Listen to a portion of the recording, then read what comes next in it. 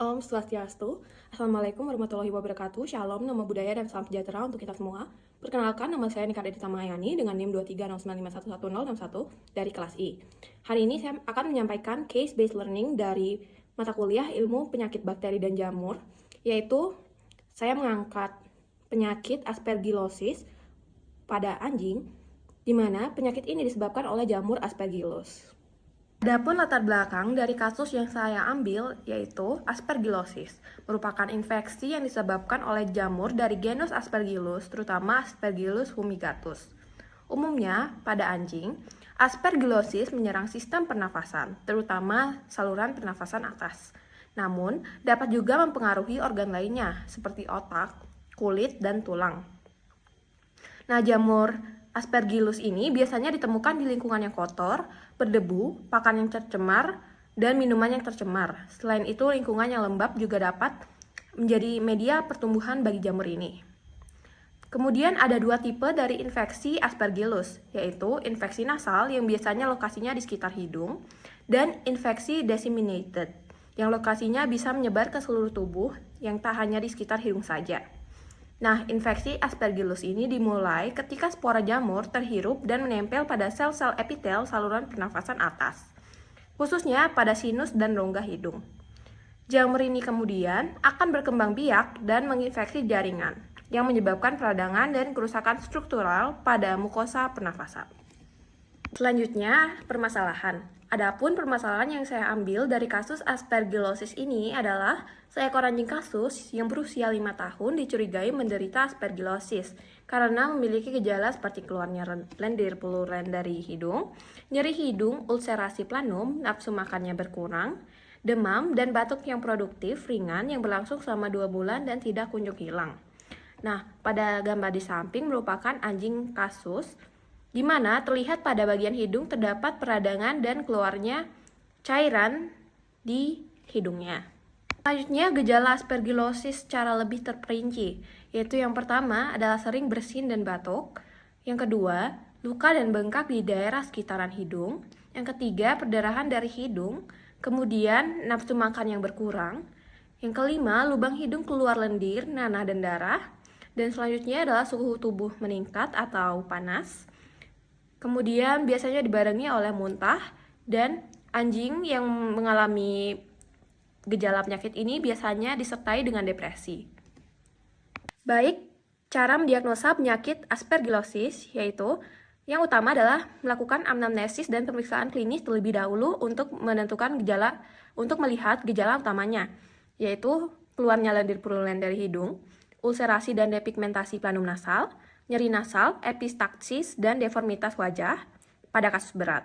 Kemudian melihat riwayat penyakit dari anjing kasus, seperti apakah memiliki penyakit nasal kronis yang berlangsung selama beberapa minggu atau bulan, atau adanya faktor predisposisi seperti trauma wajah, benda asing, nasal, atau penyakit gigi. Kemudian, diagnosa penyakit aspergillosis dapat dilakukan dengan berbagai uji, seperti yang pertama adalah uji sitologi. Nah, uji sitologi ini menggunakan metode preparasi squash atau brushing mukosa dengan panduan endoskopi yang akan menghasilkan deteksi hifa jamur septat pada plak jamur dan memiliki akurasi yang lebih tinggi jika sampel itu diambil langsung dari lesi. Kemudian dapat juga menggunakan metode histopatologi, di mana tujuan dari metode histopatologi yaitu mendeteksi elemen jamur seperti hifa, septat pada biopsi jaringan. Keunggulan dari metode histopatologi ini adalah metode yang lebih andal dibanding sitologi, terutama jika sampel diambil secara endoskopi.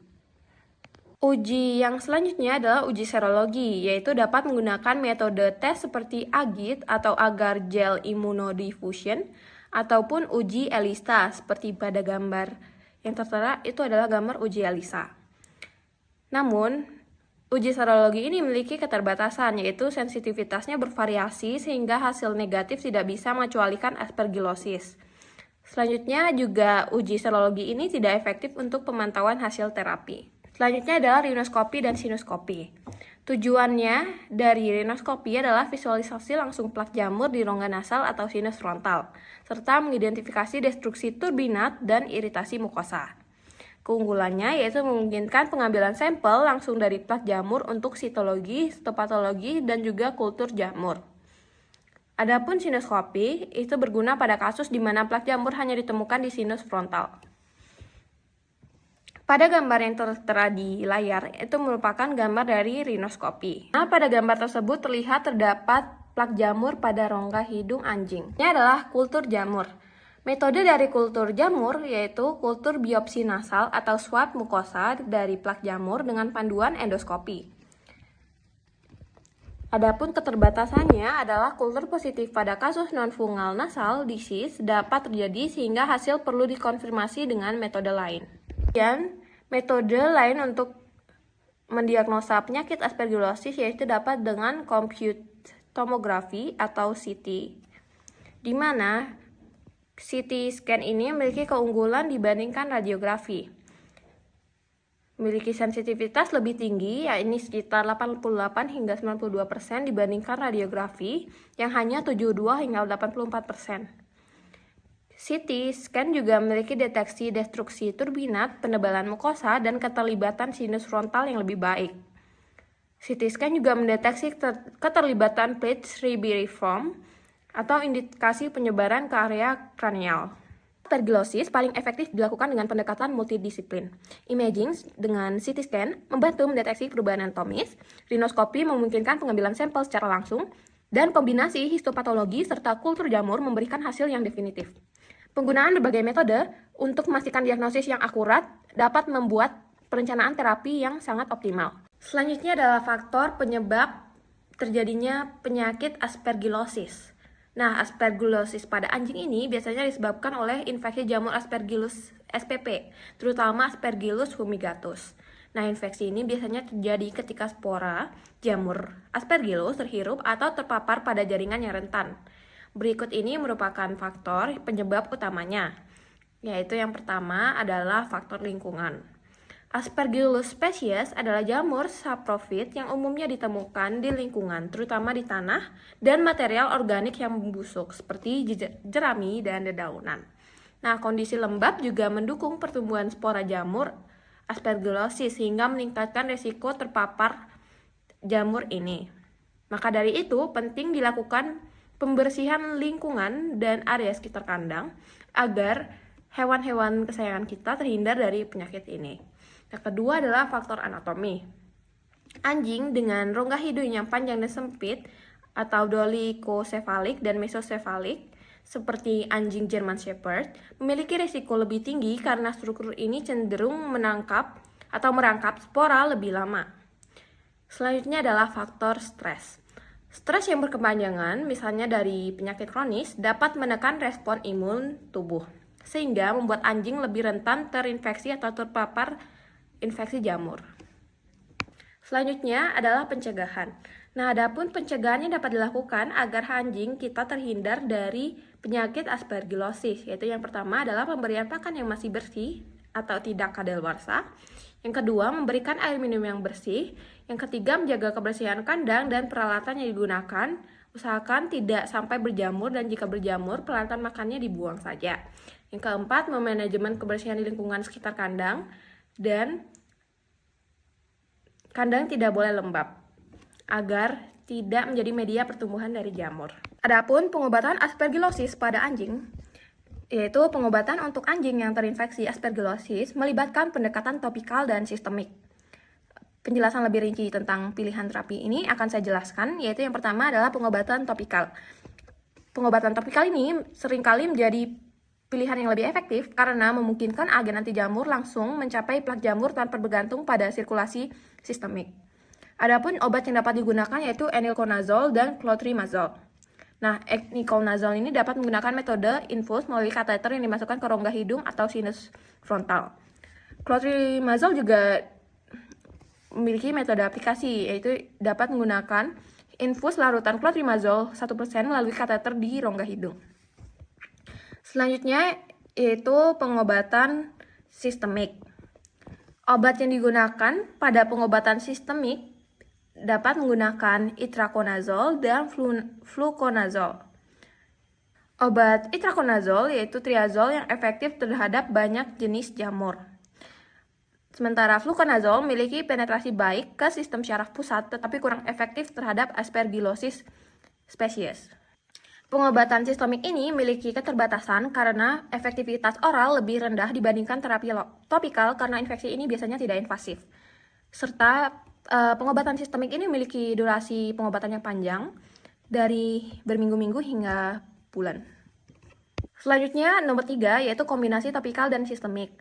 Nah, kombinasi ini digunakan jika terdapat indikasi kasus yang lebih berat atau melibatkan sinus frontal dan area periorbital. Keuntungan dari kombinasi topikal dan sistemik ini yaitu dapat meningkatkan efektivitas pengobatan dengan menyerang jamur dari beberapa jalur. Dan yang terakhir yaitu yang nomor 4 adalah debridement, di mana tujuannya adalah mengangkat plak jamur secara mekanis sebelum pengaplikasian obat. Metode debridement ini dilakukan dengan panduan rinoskopi atau trepanasi. Dan keuntungan dari metode ini yaitu memastikan penetrasi obat yang lebih baik ke area infeksi. Baik, itulah pengobatan aspergillosis yang dapat dilakukan pada anjing. Nah, pengobatan topikal ini dengan enilconazole atau clotrimazole merupakan pilihan utama untuk aspergillosis pada anjing. Pendekatan ini biasanya dikombinasikan dengan debridement mekanis dan dalam beberapa kasus terapi sistemik. Meskipun tingkat keberhasilannya tinggi, beberapa anjing memerlukan pengobatan ulang atau memerlukan pendekatan yang lebih invasif tergantung pada tingkat keparahan penyakit aspergillosis ini. Baik, bagian yang terakhir adalah kesimpulan. Adapun kesimpulan dari case-based learning aspergillosis pada anjing yaitu dapat disimpulkan bahwa aspergillosis merupakan infeksi yang disebabkan oleh jamur genus Aspergillus, terutama Aspergillus fumigatus.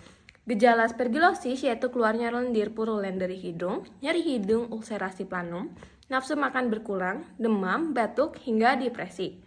Diagnosa penyakit aspergillosis ini dapat dilakukan dengan berbagai uji seperti uji serologis, kultur jaringan, CT scan, dan uji lainnya. Pencegahan dari penyakit ini dapat melalui manajemen kebersihan lingkungan dan kandang hewan, hindari hewan tinggal di tempat yang lembab. Adapun pengobatannya adalah dengan pemberian anti jamur seperti enilconazole atau clotrimazole. Adapun daftar pustaka yang saya gunakan dapat terlihat di layar PowerPoint ini. Baik, sekian dari kasus aspergillosis pada anjing yang dapat saya sampaikan. Saya mohon maaf apabila ada kesalahan kata dan kesalahan kalimat. Saya tutup dengan terima kasih. Om Santi Santi Santi Om. Assalamualaikum warahmatullahi wabarakatuh. Shalom, namo buddhaya, dan salam sejahtera bagi kita semua.